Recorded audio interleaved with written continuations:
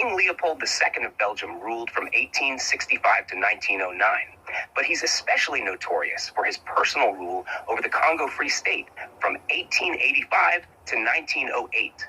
Although the Congo was presented as a humanitarian project, Leopold essentially treated it as his private property, exploiting the land and people to extract rubber, ivory, and other resources.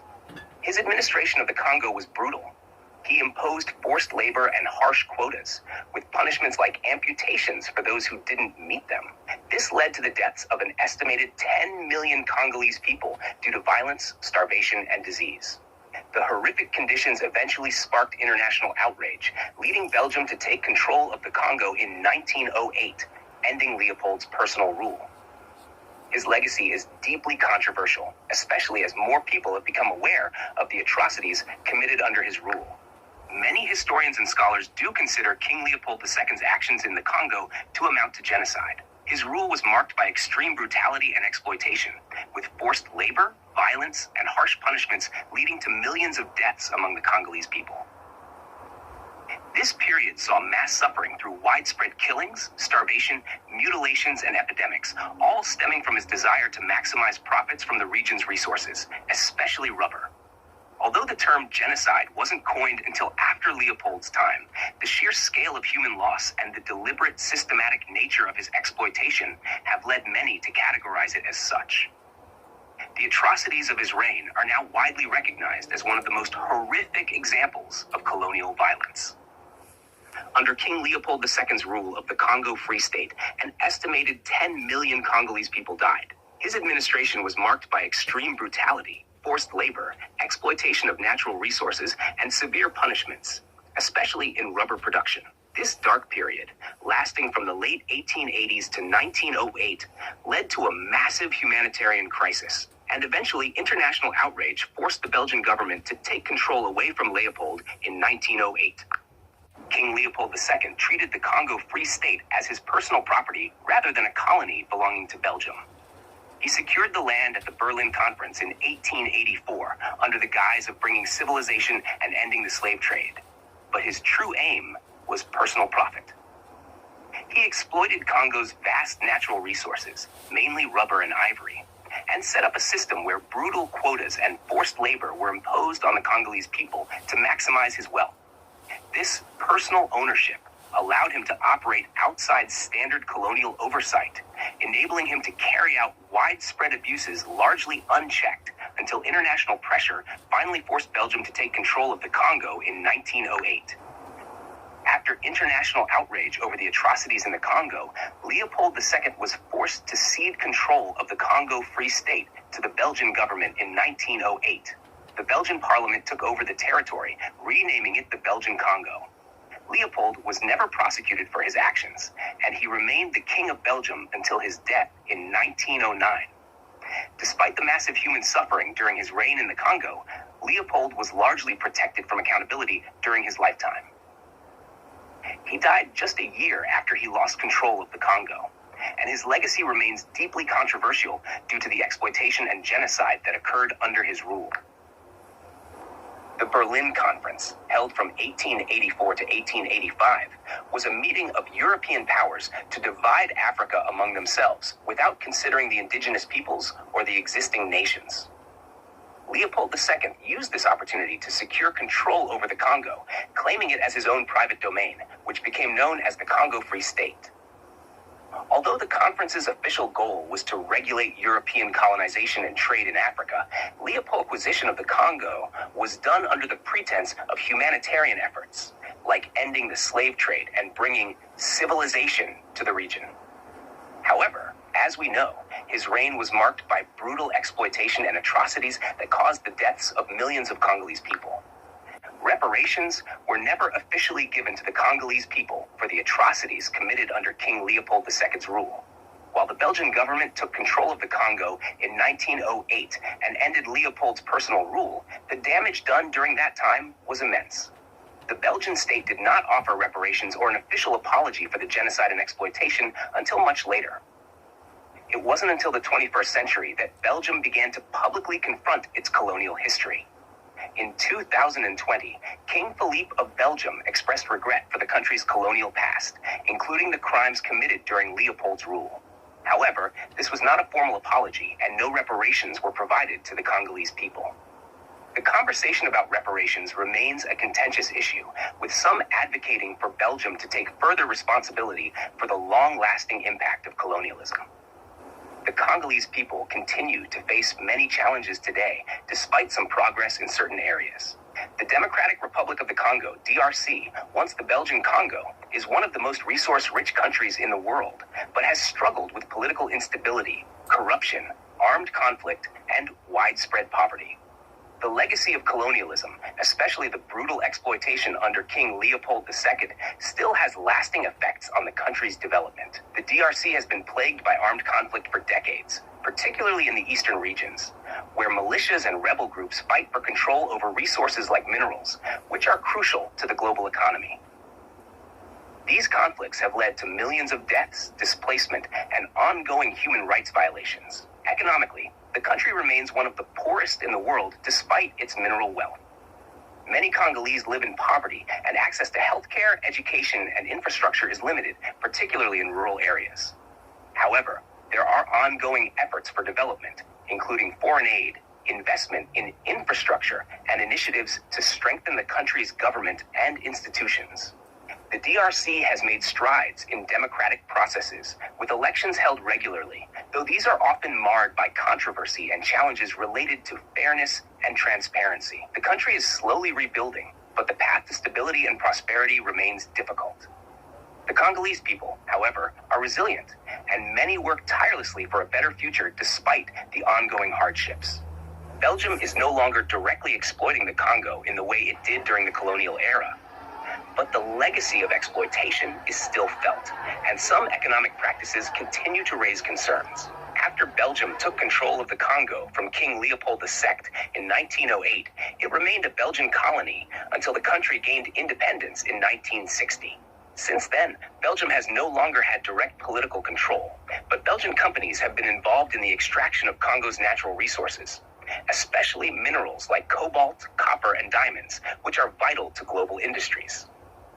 While Belgium itself isn't directly exploiting the Congo anymore, some Belgian companies, along with international corporations, still benefit from the country's mineral wealth, sometimes under conditions that can be exploitative.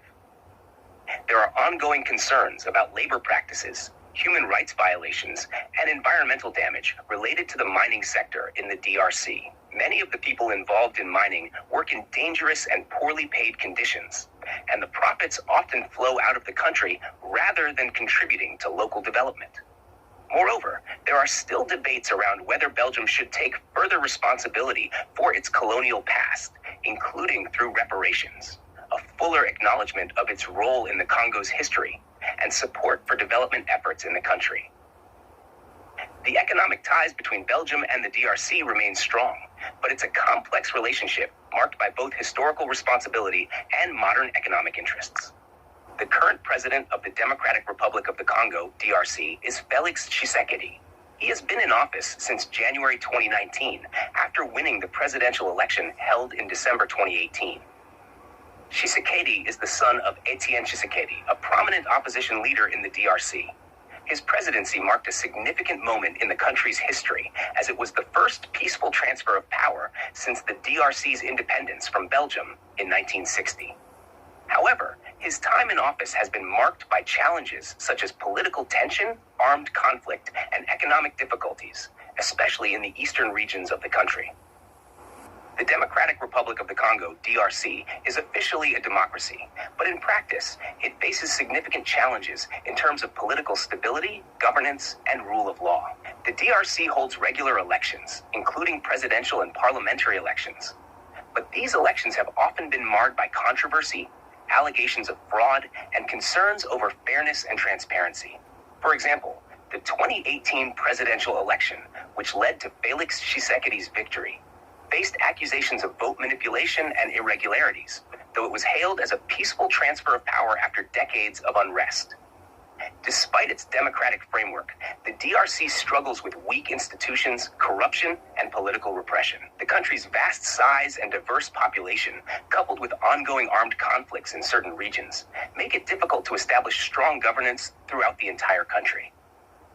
While there have been some positive steps toward democracy and peace, such as Tshisekedi's peaceful assumption of power, the DRC still faces major obstacles like armed militias, human rights abuses, and economic inequality, which hinder the full realization of democracy. In the Democratic Republic of the Congo, DRC, the president serves a term of 5 years. However, a president can serve a maximum of 2 consecutive terms. Felix Tshisekedi, for example, was elected in 2018, but political stability and challenges related to election processes often affect the timing and outcome of elections in the country. Cobalt is a key metal used in several industries, with its primary applications being in electronics, energy storage, and manufacturing. The most significant uses of cobalt include 1. Batteries. Cobalt is a crucial component in lithium-ion batteries, which power everything from smartphones and laptops to electric vehicles. It helps improve the energy density and longevity of these batteries. 2. Aerospace and defense. Cobalt is used in the production of high-performance alloys that can withstand extreme temperatures, making it valuable in jet engines, turbines, and other aerospace applications. 3. Magnetic materials. Cobalt is used in the creation of strong magnets, which are vital for electric motors, wind turbines, and hard drives. 4. Catalysts. It is used in the petrochemical industry as a catalyst in the refining of oil, as well as in the production of certain chemicals. 5. Medical applications. Cobalt is also used in medical treatments, particularly in radiotherapy for cancer, and in the manufacture of certain medical implants like hip replacements due to its strength and durability. Given its importance in modern technologies, cobalt is considered a critical material, and much of it is mined in the Democratic Republic of the Congo, DRC, which has raised ethical concerns over labor practices and environmental impacts. The low wages paid to workers in cobalt mining, particularly in the Democratic Republic of the Congo, DRC, despite the high value of cobalt, is a result of several factors tied to both local and global systems. Here are some reasons why this happens. 1. Poor working conditions. Many cobalt miners, especially in artisanal mining, work in dangerous, unregulated conditions. These workers often have to deal with exposure to toxic materials, lack of proper safety gear, and the risk of collapse in unstable mines. Despite the risks, they are paid very little because the mining industry in the DRC is largely informal, with little oversight or regulation. 2. Global supply chain issues. Cobalt is in high demand because of its role in lithium-ion batteries, but much of the production happens at the bottom of the supply chain, where profits are concentrated among foreign companies and middlemen. The miners themselves rarely see the full value of the cobalt they extract. Instead, they are paid a small fraction of the final price due to the complex, profit-driven supply chains involving multinational companies. 3. Corruption and lack of regulation. In many cases, the DRC's mining sector is plagued by corruption and lack of proper regulation. The government struggles to enforce laws that could ensure better wages and conditions for miners. This allows companies to exploit cheap labor while bypassing regulations that could improve workers' rights. 4. Market forces. The price of cobalt is also influenced by market forces, and while it's a critical material, its price can fluctuate depending on supply and demand. In some cases, the market doesn't necessarily reflect the true value of cobalt when workers are paid so little, because the extraction process is often done in such a way that miners don't see the benefits of those price increases. 5. Artisanal versus industrial mining. The majority of cobalt in the DRC comes from artisanal mining, where workers often use rudimentary tools and lack access to modern mining equipment. These small-scale operations typically have fewer protections, and miners can be paid as little as a few dollars a day, which is far below the value of the resource being extracted. Despite the high value of cobalt on the global market, the people extracting it often remain in poverty because of these systemic issues.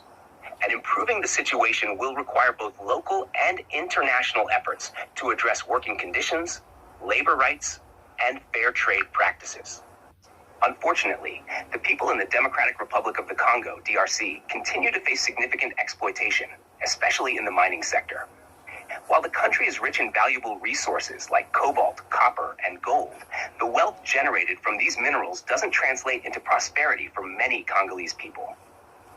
Instead, the system remains deeply exploitative, with both local and international factors contributing to this ongoing issue.